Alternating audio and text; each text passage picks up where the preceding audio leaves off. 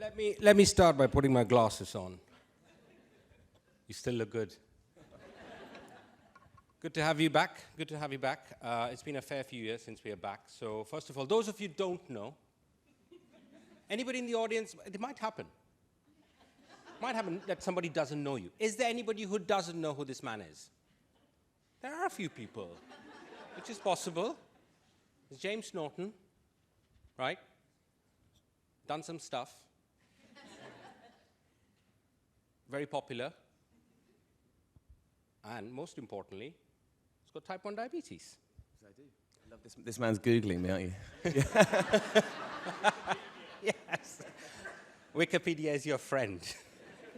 Okay, so those of you who were here before the last break happened, James kindly came around, we had a chat, and of course then the pandemic happened. So James has been very kind. He's got a very busy day today, but he's been very kind. He said he would drop in, and he has, as promised. We're going to have a chat. We haven't planned this at all. Come and sit here. No, hold on. There's a reason I'm not there yet. It will happen. You know, our bromance is alive, man. So, but the most interesting thing is I have sent him this message twice. Is there anything, James, that is off limits? And he's not answered any of that back, which is fine, which basically tells me is licensed to ask him anything, right? Excellent. Now I'm going to take a seat. So, James, how's it been? 2 years, pandemic. Tell us a little bit about how the pandemic's been. How's the pandemic been? 3 years. We just worked it out. Sorry, I'm recovering from a cold. It's not anything more sinister, I promise. I know. The pandemic, well, it was 3 years almost to the day that we last did this. Yeah, absolutely. Yeah. We were just discussing, my sister was almost about to have a baby. I think she was almost in labor. So she has a little 3-year-old. I'm looking annoyingly greyer. You're not. I don't know. We think Partha dyes his hair, but he's furiously denying it. Anyway, He shouldn't have gone there. Because, see, what you've just done, you just set the tone for the rest of the interview. Yeah? I'm sorry. How has the last 3 years been? It's been good. I mean, to be honest, I was relatively lucky. My first lockdown, I didn't have kids, and I was able to work on a production company I have in the background. So I was lucky. I was with my partner. The second lockdown was harder. My family, my mum, dad had some health stuff, and my girlfriend was away in America. But all in all, I've been very lucky, so I can't complain. So you've dropped 2 words in those whole monologue you just did, which, you know, lots of people will feel a bit like heartbroken by. You said partner, you said girlfriend. Tell us about the good news, James. Well, she's my fiancée now. Yes, indeed. Thank you. We got engaged just before Christmas in New York.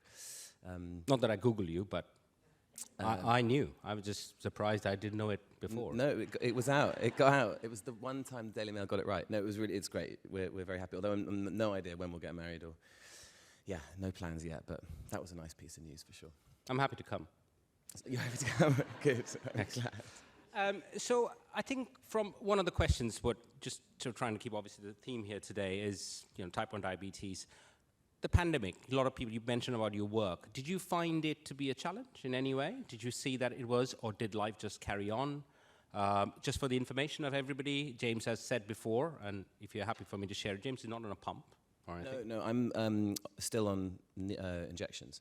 Although my mum and my sister are both type 1 as well, and they are both on the pump. And I don't know if anyone else is still on injections, but I spend probably about every couple of months, I'm sort of agonized whether I should be on the pump or not. Anyway, at the moment, it's fine. The pandemic was fine. I mean, to be honest, it was more routine than I've ever had because I was at home, I was cooking my own meals, I wasn't traveling, I wasn't eating food on set. So actually, it was relatively okay. And I've been mixing stuff up with my diet, which has also been a nice opportunity because I've been completely in control of my own food. So I've been experimenting with like a carb-free breakfast, which I know sounds really worthy, but it has made a huge, huge difference. So, like eggs and tin mackerel. Yeah, eggs and anchovies and loads of greens. Sounds so dull, but it's really good. I've perfected it now, and it actually tastes really, really good. And my sugars just do that. Because I don't know why, the diabetic friend of mine told me that the first meal will define how insulin sensitive you are throughout the day. I don't know really the science, but No, I mean, neither do I. So. no, who does? Anyway, no. Basically, the pandemic was an opportunity to get better control, and I was lucky, as I say. I didn't have kids to school, and I was able to sort of live a kind of calm, quite healthy lifestyle. And as far as now that things are, fingers crossed, waning off, etc. What's the story with the whole? The Daily Mail keeps on saying about the odds of the bond going up, down. How, are you and Tom Hardy slugging it out? No, I mean... You're not slugging it out, so you got it. I met him once. Someone told me that Tom Hardy wants to be asked, and then he'll say no. To be honest, I have no idea. It's all nonsense. Good odds, though. Yeah. Last night it was quite good. I checked it. Oh, you did? I don't know. I mean, I'm tracking this because, that picture we have of us outside. Last time around, we sort of, we were joking around and stuff. There were lots of people around. It was just two of us, right? I want to auction that when you become Bond. So I'm in. Okay. I'll make sure it happens just so that you Thanks, can auction man. that. Thank you. Yeah, no, I mean, who knows? I don't think they're making any decisions right now, and I think they're, still... the Bond is still up for BAFTAs, the last one, so they're still riding that wave. He's old, though. I think he's... Danny's done. Well, I don't know if you've seen the movie. He dies at the end. Poor people who haven't seen it. Well, if they haven't seen it yet, they're probably not going to see it at all, are they? True. Okay, so...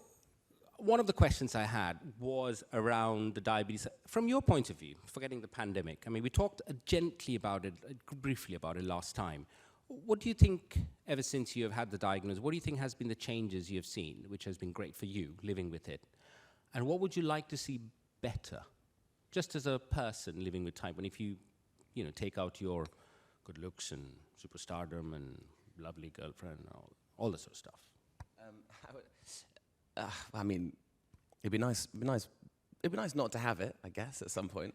But I mean, the tech has transformed my life for sure, and I'm sure I speak for a lot of people here. It has been an absolute game changer. And whilst we're on it, I know you didn't set this up, but for a muggle, for a non-diabetic, this man has done more than anyone, I think, in the world. So yeah, let's. I mean. It's true. I mean, honestly, having access to Libra for the whole country. I know I went from Libra and now I'm on Dexcom, and not having to do the finger prick and having control and knowing all the anxiety which comes with the highs and the lows and the feelings of dread when you wake up in the morning and you did the finger prick and suddenly you're running high, or you have that horrible sweaty feverish low in the middle of the night, and to have that disappear. That has been the biggest game changer and has transformed my life. So seriously, to have got that access, to get the NHS to turn and make it available to everyone is incredible. What could be better? I mean, I don't know. I can't really speak for those people on a pump. I know that there's all talks of insulins and intelligent insulins and inhalers and all this kind of stuff, but I don't spend crazy amounts of time looking, and I love it when a great positive bit of news pops up in my Google. And but I think it can be dangerous. I think to spend too much time obsessing over the small but very important progressions which are happening. Okay. So I think, first of all, thank you for the kind words, but I do sort of, even though we're joking about it, I think it's important to say, and I probably speak on behalf of all the clinicians who are in the audience, it is also our job, and I think we do the job that we do. So it's lovely to be appreciated, but I think we should not forget that we don't have the condition, which is why I invite a lot of people to come around and have a listen to what people are saying.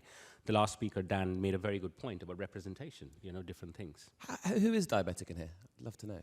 Yeah. So about half, I'd say, is it? Yeah, thereabouts. The good half.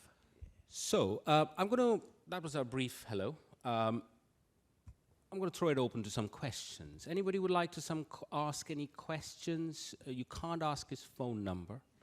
But bar that, anybody with any questions you might have? So hands up. I've seen one right here.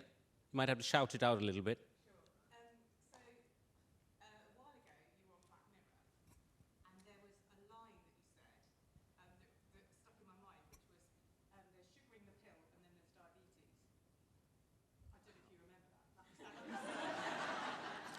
He's not Daniel Day-Lewis. He doesn't do that type of acting.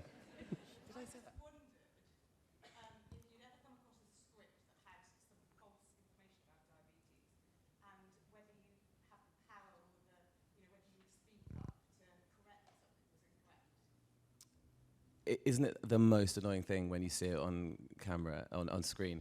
The one I always remember is Con Air. Did you ever see that film, the Nicolas Cage one? And the diabetics, like, having a seizure, a non-explained seizure, and they're like, give him the jab, and like, you know, they're basically rushing across the world to get him his insulin, and he's clearly hypoing. And it's the last thing you need, man, is your jab. I mean, it's the most annoying thing in the world. I haven't, maybe that was a moment I should have spoken of. I can't remember. Was it? Clunky.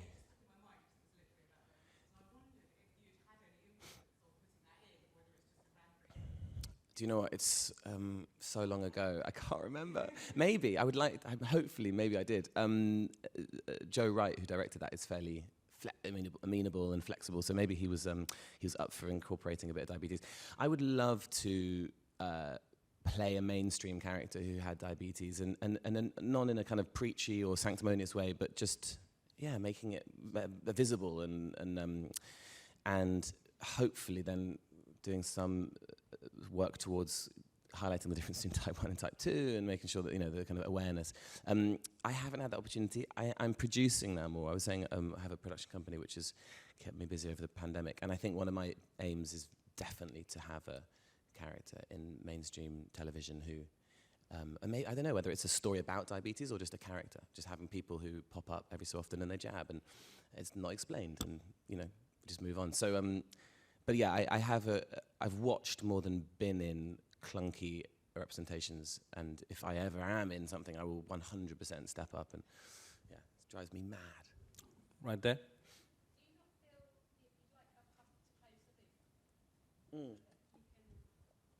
I would like a pump. The problem is, well, I'm used to the injections now, and also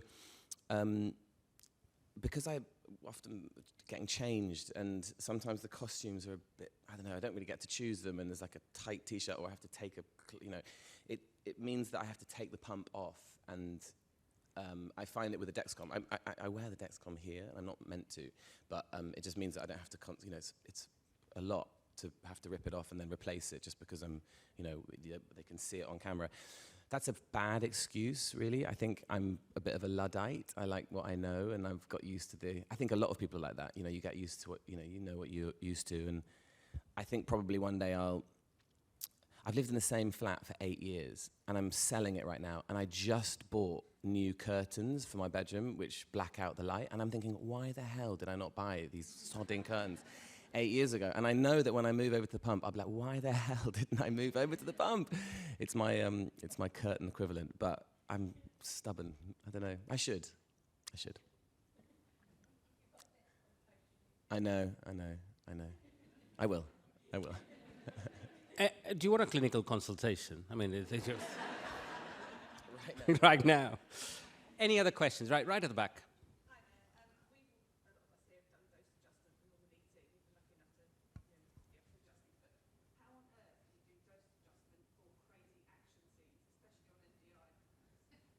I think she's saying, what will you do when you do become Bond?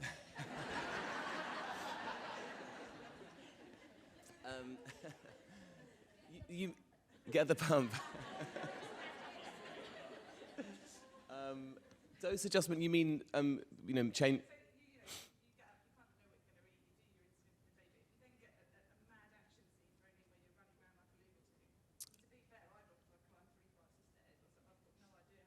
Yeah, I mean, I have a schedule which is fairly, you know, I'm aware of what's going to come up, and if there is a big physical day, I'll, you know, dose myself accordingly. I don't know. I mean, I probably do maybe too many injections and too much correcting. I've said this before, and it's probably not good, but I don't know, between 10 and 15 injections a day, and a lot of them are tiny, like 1-2 units here and there. So that's how I keep myself quite level. And I always have my juice, my smoothies. But again, I am having to. God, I feel like I'm really waking up to the fact that I need to get a pump. So I'm being told off. I do a lot of correcting. I do a lot of juice and a lot of injections, and it does keep me stable. I mean, my sugars aren't bad. But let me give you a quick example. Hands up who have got diabetes. Hands up who is not on any tick. It's a skewed audience. Don't forget that. Don't forget that. So let me give you an example. Who's on injections? Yeah, you see? So the important bit is that it's a skewed audience. So if you look around the country, there's only 20% of people who are on pumps. Wow, really? Audience is skewed. So it depends as to... So my view always is, which is what we were discussing outside, if it works for you, don't change something which ain't broken. That's what I always say. And that's what I always say to my patients, and whenever I see them. And I'm sure clinicians in the background who are there will probably agree, because the irresistible urge that clinicians have is to tinker. Of course. It's so difficult. What do you think? Mayank, Sarita? Tinkering is... Very tempting, but we don't live the life of Yeah. type 1, so obviously it's a two-way thing, really. It feels like a failure sometimes in clinic if we haven't tinkered. Of course. You go like, what did I do? I just said hello. But that's important. So I think there is that as well. So, But when you do become Bond... Yeah, we've talked about that. I'll make sure there's a diabetic Bond. I mean, that will... Yeah, a pump. I mean, it'd be quite cool, wouldn't it? Oh, yeah. It would be one of the When techs. When he goes and speaks to Q and... he gets... Oh, you could be Q. I could be Q. You could be Q.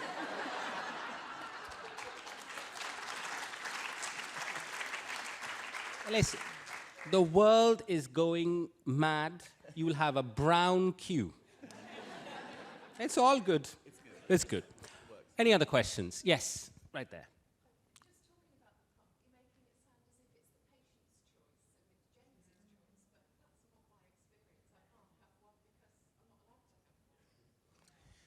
This is true. I mean, my HbA1c is good, and so I don't think I would be offered it. I mean, I'm at King's, and I know that they're very good at making sure people, get what they want. But I know exactly what you mean. I haven't had the conversation because it hasn't been offered.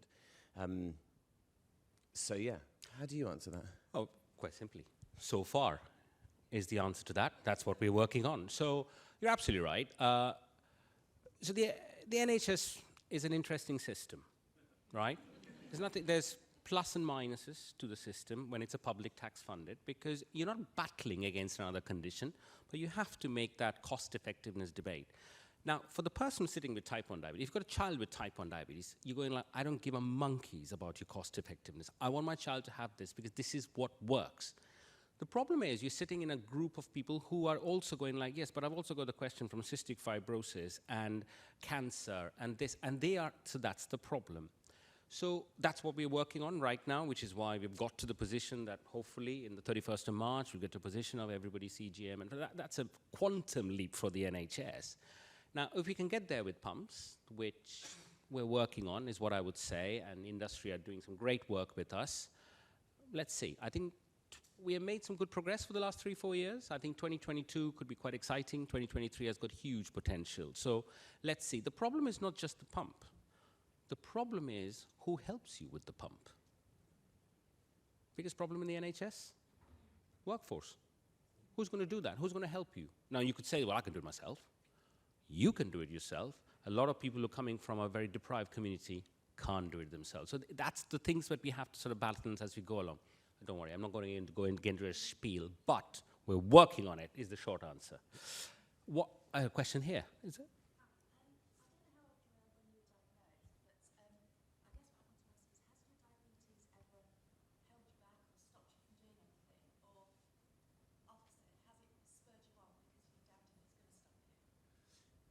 So the question, if you didn't hear, was has diabetes? Well, has diabetes ever, since being diagnosed at 22, prevented or spurred me on in some way? It's never prevented me from doing anything. The one time it stopped me doing something, I was on holiday, and there was a scuba diving thing. I'm sure lots of diabetics know this. And I went up to the thing, I was like, oh, I would love to try, I would just say yes and try everything. And I needed a letter, which I didn't have, and so they refused to take me. And I remember I was so angry, because it was the only time in my life I've not been able to do something. I mean, I can't think of a single other moment. I've never wanted to be a fighter pilot, or the small list of things which we are not able to do.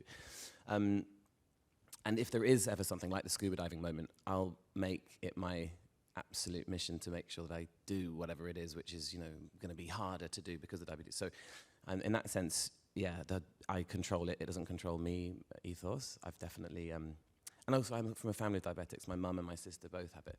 My dad, I've said before, is he's the weirdo of the family. With, so we're a team, and we share that mantra for sure. As far as what it spurs me on, yeah. I mean, last time I was here, I talked about empathy and how it helped with just growing in empathy, which for me as an actor, that's what we deal in all the time. It's understanding people's stories and trying to get to the bottom of their mind and their sort of world. And diabetes definitely allowed me a different outlook on people and conditions and fallibility and weakness, and not weakness, but things which make people unique and individual. I hadn't really a sort of an appreciation of what it was to have a condition which people had to struggle with, and but I think more than just empathy, I've realised I've got a really good friend who I've recently come close to, and he's a type 1 diabetic, and he's the guy who got me onto the breakfast. And whenever we go away with groups of friends, we're amongst this kind of crew. And if there's any two members of the group who will be up the mountain or in the river, or up at the first up to go and do something because there's a thing someone recommended which you should go and see, we'll do it. And every single time I'm always with him. And this New Year we had this amazing conversation about diabetes, and we realized that, I don't know, it's not, I don't know what it is, why we need to rinse every single bit of life, fill it to the brim. Maybe it's the fear that, you're going to have some complications at some point, so you want to make sure that right now is, as best and as big as it possibly can be. But in that sense, yeah, it definitely spurs me on all the time. Not in a negative, fearful way. It's not like I'm running away from anything, but I think simply, as we all know, when you recognize your own mortality, you want to make sure that you live in the moment and do everything you can to make that moment as big and beautiful as you possibly can. So yes, in that sense, diabetes spurs me on every single day, and I love it for that. Thank you. That was lovely. Any other questions? 1, 2, 3. Could take 3 more? Yeah. Yeah? Go on then, one.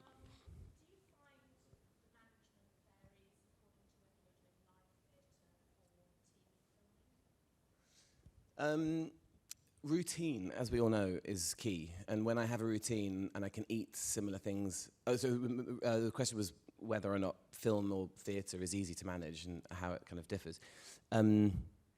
Theatre's great because it's routine, and I can eat the same thing at the same time, and I can get into a rhythm, and unless my body's, I get a cold or something which spins me out of that routine. Filming is just notoriously hard because not only do we have no routine in the day, it's like having shifts. 1 week you're doing night shoots, then you're doing split days, which means you wake up at lunch and the shoot to midnight, and that's really hard.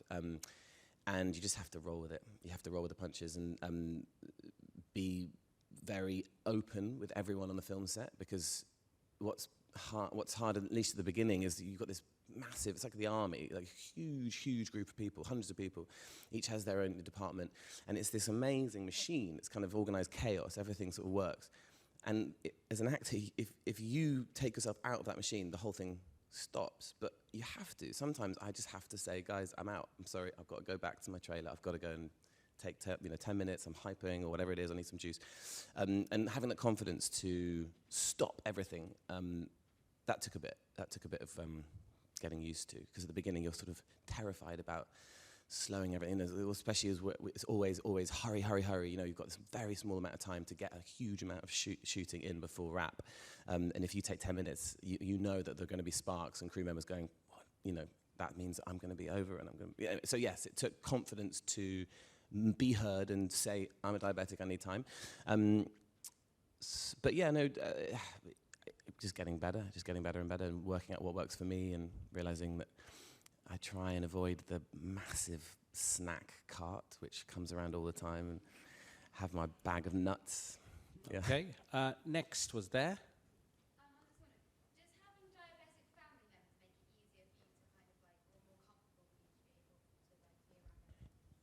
I think so. I mean, I know it's quite rare to have diabetic relatives, especially in your intimate nuclear family. I assume so. I mean, I grew up with it in my life, but I wasn't diagnosed until I was 22. My sister was diagnosed when she was 9. So I was the sort of big brother protecting her. You know, we grew up in the countryside, so it wasn't like we were kind of going out in the big city. We would usually go to the same parties and hang out in the same kind of groups of friends. And yeah, I was her protective big brother, and the diabetes obviously made it more, made me more protective. I remember mad nights where we went to a party and her sugars went sky high, and we came home, we were worried about our mum getting angry, so we went for a run around the village at like midnight. And of course, exercise makes your sugars go even higher, so we came back home and the sugars like doubled. Anyway, we had some, I grew up with it, I got used to it, it was very normalized in my family. My mum and dad, very good at just talking about it, and so my sister would always just inject wherever she was. And so when I was diagnosed, it was hard, but it was definitely made a hell of a lot easier because I had my little sis, who had been an amazing example. She's a doctor, she has 2 little boys now, she lives in the countryside with loads of chickens and dogs and has the most amazing life and never lets her diabetes get in the way of anything. And so I already had this perfect example of how to be a brilliant diabetic. And then my mum was diagnosed when she was 58. And so, I mean, by then it was a bit like, oh, for goodness sake, this is ridiculous. And it was easy. You know, it was obviously hard for her, but she had 2 of her only 2 kids rallying around her, and she knew the rules, and yeah, we just got on with it. This is why this is so good, because it's you know what it's like. You know, you're walking down the street and you see someone getting their Dexcom out, or you know, what you see people finger pricking, and I would always go over to them and just say, hey man, you know, diabetes, great, you know. I'm not sure if everyone loves that, and maybe I had a few kind of weird faces like, I'm just, thanks, you know. But any time I see a diabetic, I love it, because I immediately go and say hello, and we talk about sugar levels, and I don't know, it just makes it feel so normalized, and you feel this community. So yes, the family in the nuclear sense was very, very important, but the family in this sense is also incredibly important. That's why events like this are so great. Okay. One last one, because we do need to break for lunch.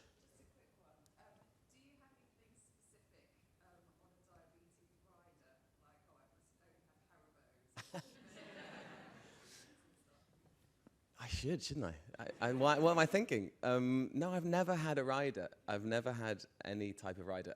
No, I mean, there are certain stipulations that I always, so the first person I tell is the first AD, who runs the set, and then I'll tell my makeup artist, and the makeup artist will always have my pen and sugar on her, or him, so that I can just grab when I need. And then the rest of it, I sort of just do myself. I don't know about you, I always have a smoothie. For me, I much rather drinking juice or smoothies as opposed to dextrose and jelly babies and things like that.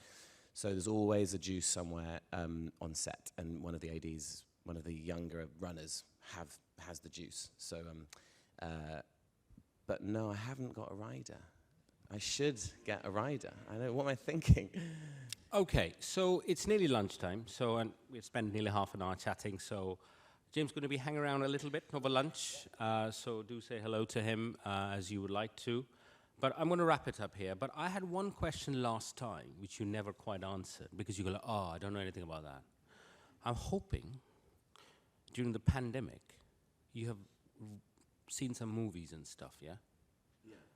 Have you heard of the Marvel Universe? Last time we asked you this question, you went like, what's Marvel? Right? How has it improved? The last, what did you do? Have you got Disney Plus? Don't say no. I don't think so. I think I have got Disney Plus. Yes, I have. Do you know what the Marvel Universe is? I do know what the Marvel Universe is. Do you, though? But I haven't watched them. I'm sorry. I watched Black Panther. Oh, good. Which I loved. Yeah. That's very good. And I think that was it. That's good. That's one of the topmost movies. I'm proud of you. No, I do. Look, I know I'm hopeless. I haven't watched Star Wars. I mean, I'm rubbish at the big franchises.